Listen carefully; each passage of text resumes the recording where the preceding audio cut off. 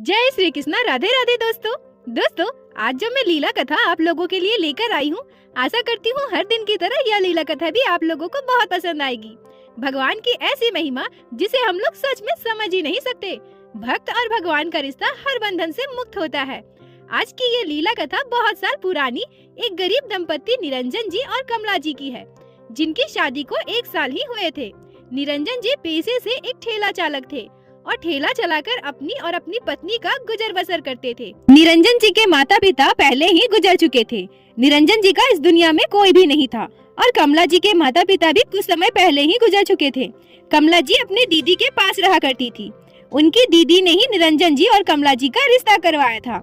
दोनों का वैवाहिक जीवन हंसी खुशी गुजर रहा था, परंतु एक दिन अचानक से एक ऐसी दुर्घटना घटी जिससे कमला जी का जीवन बिल्कुल ही बदल जाता है। निरंजन जी हर दिन की तरह आज भी ठेला लेकर अपने काम पर निकलते हैं और तभी अचानक से उनका एक्सीडेंट हो जाता है और दुर्भाग्यवश उनकी मृत्यु हो जाती है। कमला जी ने यह कभी सपने में भी नहीं सोचा होगा कि उनके साथ भाग्य ऐसा करेगी, पर किस्मत को शायद यही मंजूर था। अब कमला जी इस दुनिया में बिल्कुल अकेली थी। उनके सास ससुर तो पहले से ही नहीं थे। निरंजन जी के जाने के बाद वो बिल्कुल बेसहारा हो गई। अभी कमला जी की शादी को 1 साल ही हुए थे और यह सब हो गया। इस बात से कमला जी बिल्कुल ही टूट चुकी थी, अंदर ही अंदर घुटती रहती थी। कमला जी की दीदी ने कमला जी से कहा, बहन तुम तो बिल्कुल अकेली हो गई हो। भाग्य ने भी क्या अजीब खेल खेला है। हमारे माता पिता तो पहले ही गुजर गए। मैं कभी भी तुम्हें वो सुख सुविधा नहीं दे पाई।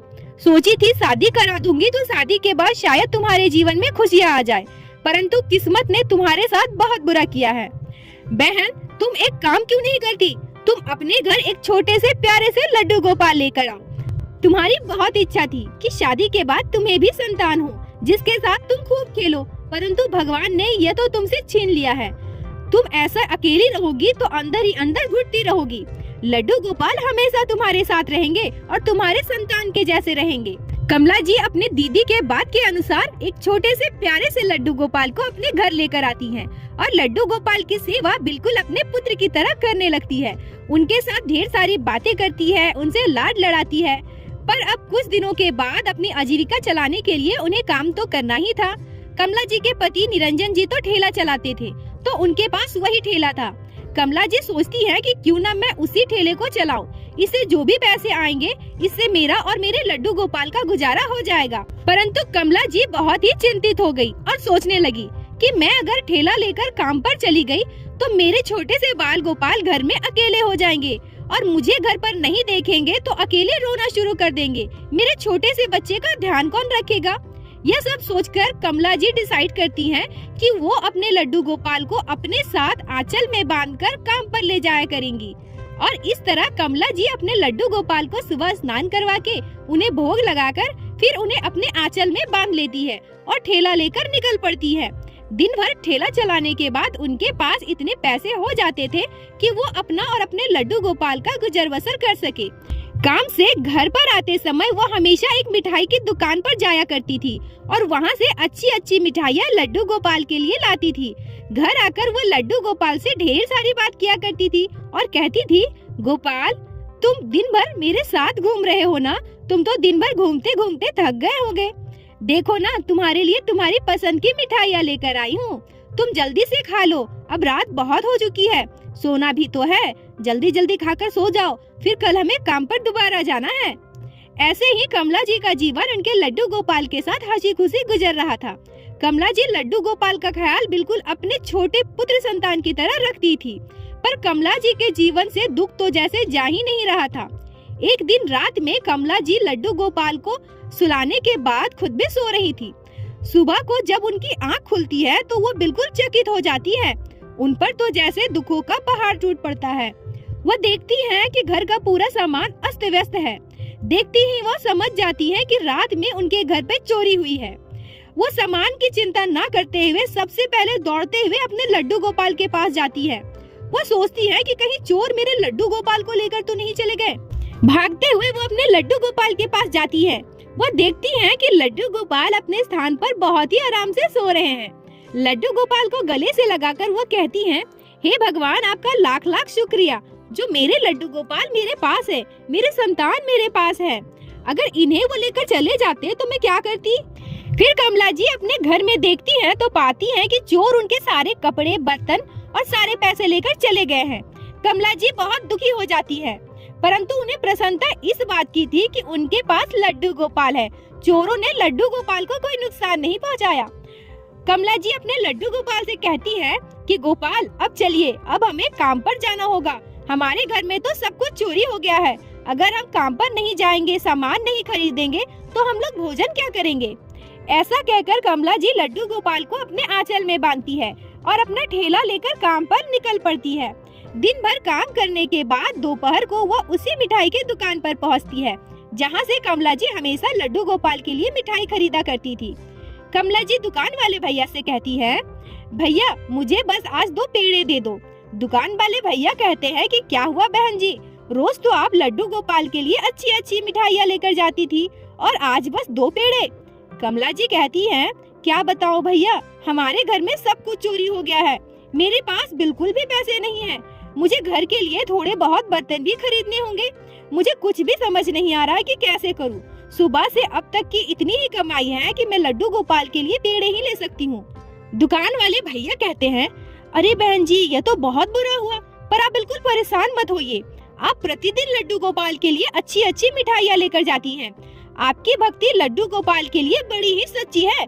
आज आपके पास ज्यादा पैसे नहीं है तो क्या हुआ, आज मुझे यह मौका मिला है कि मैं लड्डू गोपाल की सेवा कर सकूं और उनके साथ साथ आपकी भी सेवा कर सकूं। आपको और लड्डू गोपाल को जो जो खाना है, जो भी मिठाई खानी हो आप ले लीजिए और पैसे की चिंता बिल्कुल मत कीजिए, आपको पैसे नहीं देने होंगे। कमला जी दुकान से लड्डू गोपाल के लिए उनके पसंदीदा मिठाई लेती है और खुद के लिए भी खाना लेती है। और कमला जी लड्डू गोपाल से कहती हैं, गोपाल जल्दी जल्दी खाना खा लो, सुबह से तुम कुछ भी नहीं खाए हो, भूख लग गई होगी ना तुम्हें, और अब हमें काम पर फिर से जाना होगा, चलो जल्दी जल्दी खाना खाओ।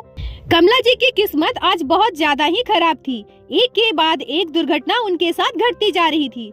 रात को उनके घर में चोरी हो गई और अब जब वो लड्डू गोपाल को भोग लगाने के बाद और खुद भी खाने के बाद दोबारा ठेला लेकर काम पर निकलती है तो अचानक उनके पैर में ठोकर लग जाता है और वो गिर जाती है, जिनसे उनके लड्डू गोपाल का एक पैर टूट जाता है। कमला जी यह देखकर बिल्कुल भी सहन नहीं कर पाती और रोते रोते भागते हुए हॉस्पिटल की तरफ लड्डू गोपाल को लेकर दौड़ती है। हॉस्पिटल में जाकर कमला जी रोते रोते डॉक्टर से कहती है, डॉक्टर साहब देखो ना, मेरे छोटे से बच्चे को कितना दर्द हो रहा है, मेरे बच्चे का पैर टूट गया है, अब पट्टी बांध दीजिए ना डॉक्टर साहब। और लड्डू गोपाल को सीने से लगाए बहुत रोती है। डॉक्टर साहब कहते हैं, अरे ये तो एक मूर्ति है, इसको कैसे दर्द हो सकता है, पागल हो क्या। पर जब कमला जी बार बार डॉक्टर से अनुरोध करती है और रोती है तो डॉक्टर भी कमला जी की भक्ति को समझ जाते हैं और लड्डू गोपाल के पैर में पट्टी बांध देते हैं। कमला जी लड्डू गोपाल को लेकर घर आती है और उन्हें अपने पास सुलाती है, जैसे अपने छोटे बच्चे को उनकी माँ अपने पास सुलाती हो। कमला जी लड्डू गोपाल से कहती है, गोपाल तुम्हें कितना दर्द हो रहा होगा ना, तुम बिल्कुल भी चिंता मत करो, कुछ दिन में तुम बिल्कुल ठीक हो जाओगे। और वहीं लड्डू गोपाल के पास सो जाती है। अगले दिन वो सोचती है कि अगर मैं ठेला लेकर काम पर गई तो लड्डू गोपाल के पास कौन रहेगा, क्योंकि लड्डू गोपाल का पैर टूट गया है। ऐसे में वो अपने अस्वस्थ बच्चे को लेकर बाहर भी नहीं जा सकती और घर पर अकेला भी नहीं छोड़ सकती। कमला जी एक निर्णय लेती है कि वो अपने आसपास के घरों में कुछ दिनों तक काम करेगी और उसी से उन्हें जो पैसे मिलेंगे या खाना मिलेंगे वो अपने और अपने लड्डू गोपाल का गुजारा करेगी। अपने पड़ोस के घर पे काम करने पे वो लड्डू गोपाल के पास भी रह सकेंगी। थोड़ी थोड़ी देर में वो लड्डू गोपाल को आकर देखती भी रहेंगी, मिलती भी रहेंगी। ऐसे ही कुछ दिन बीत गए। कमला जी एक दिन सोचती हैं कि बहुत दिनों से मैंने लड्डू गोपाल के लिए अच्छी अच्छी मिठाइयाँ नहीं लाई है और मैंने भी कुछ अच्छा नहीं खाया है, तो क्यों ना आज बाजार जाकर अपने और अपने लड्डू गोपाल के लिए अच्छी अच्छी खाने की चीजें लेकर आओ। और यही सोचकर वो लड्डू गोपाल से कहती है, गोपाल तुम यहीं रहो, मैं थोड़ी देर में तुम्हारे लिए अच्छी अच्छी मिठाइयाँ लेकर आती हूँ, फिर हम दोनों मिलकर खाएंगे। और कमला जी बाजार के लिए निकल जाती हैं। रास्ते में कमला जी को एक बुजुर्ग चरवाहा मिलता है जिसके पास ढेर सारी बकरियां हैं। वह बुजुर्ग कमला जी से कहते हैं, बेटी मैंने सुबह से कुछ नहीं खाया है, मैं दूसरों की बकरियां चराता हूँ, मेरे पास अभी ना तो भोजन है ना ही मेरे पास पैसे हैं और मुझे बहुत भूख लगी है, क्या तुम मुझे कुछ पैसे दोगी जिससे मैं कुछ खरीद कर खा सकूं? कमला जी यह सुनकर बहुत दुखी हो जाती है और वो जो मिठाइयाँ लड्डू गोपाल के लिए और अपने लिए लेकर जा रही थी, उनमें से 2 मिठाई लड्डू गोपाल के लिए निकालकर अपने हिस्से की सारी मिठाइयाँ उस बाबा को दे देती है और घर आ जाती है। घर आकर वो सारी बातें लड्डू गोपाल को बताती है और कहती है, गोपाल, मैं तुम्हारे लिए 2 ही मिठाई ला पाई, आज तुम 2 ही मिठाई खाओ। और फिर रात को वो लड्डू गोपाल को सुलाने के बाद सो जाती है। रात को कमला जी के सपने में स्वयं साक्षात श्री कृष्ण आते हैं और कमला जी से कहते हैं, कमला, तुम अपनी परीक्षा में पास हो गई हो। मैंने यह सब तुम्हारी परीक्षा लेने के लिए ही किया था। तुम्हारे घर का सामान कहीं चोरी नहीं हुआ है। तुम्हारे घर के सारे सामान को मैंने छुपाया है। मैं देखना चाहता था कि तुम अपने सामान की परवाह करती हो या अपने लड्डू गोपाल की। तुमने अपने सामान की बिल्कुल भी परवाह न करते हुए सबसे पहले दौड़कर जाकर यह देखती हो कि तुम्हारे लड्डू गोपाल ठीक तो है ना। उस दिन तुम्हारे लड्डू गोपाल का पैर टूट गया था। यह भी मेरी ही लीला है और आज वह बुजुर्ग इंसान और कोई नहीं, मैं ही था जो तुम्हारी परीक्षा लेने आया था और तुम आज के परीक्षा में भी उत्तीर्ण हो गई हो। कमला, तुम्हारी सच्ची भक्ति और श्रद्धा से मैं बहुत प्रसन्न हूँ। तुम्हें कभी भी कोई दुख नहीं होगा। मैं हमेशा पुत्र बनकर तुम्हारे साथ रहूंगा। तुम बिल्कुल भी चिंता मत करो। इतना सुनते ही कमला जी का सपना अचानक से टूट जाता है और वो उठकर बैठ जाती हैं। दौड़कर लड्डू गोपाल के पास जाती है और कमला जी कहती हैं, हे प्रभु, आपकी लीला आप ही जानो। आपकी लीला तो अपरंपार है। उस दिन से कमला जी के जीवन की सारी मुसीबतें दूर होने लगती है। धीरे धीरे कमला जी का जीवन बिल्कुल सुधर जाता है। अब कमला जी के जीवन में किसी भी चीज की कोई कमी नहीं थी। वह अपने लड्डू गोपाल के साथ बहुत ही प्यार से रहने लगी। बोलो बाके बिहारी लाल की जय, लड्डू गोपाल की जय, जय जय श्री राधे। दोस्तों, आप लोगों को आज की ये लीला कथा कैसी लगी?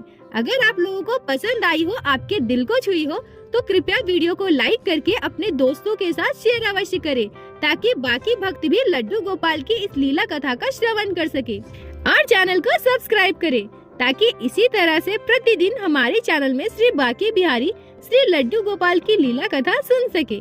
दोस्तों, अगर आपके जीवन में घटी हो कोई भी चमत्कारी घटना या लड्डू गोपाल ने कभी भी की हो कोई भी लीला जिसे आप हम सभी के साथ शेयर करना चाहती हैं, तो कृपया कमेंट बॉक्स में बताएं। हम आपसे कांटेक्ट करेंगे और आपकी उस लीला कथा को अपने चैनल में बाकी सारे भक्तों के साथ शेयर अवश्य करेंगे। राधे राधे दोस्तों।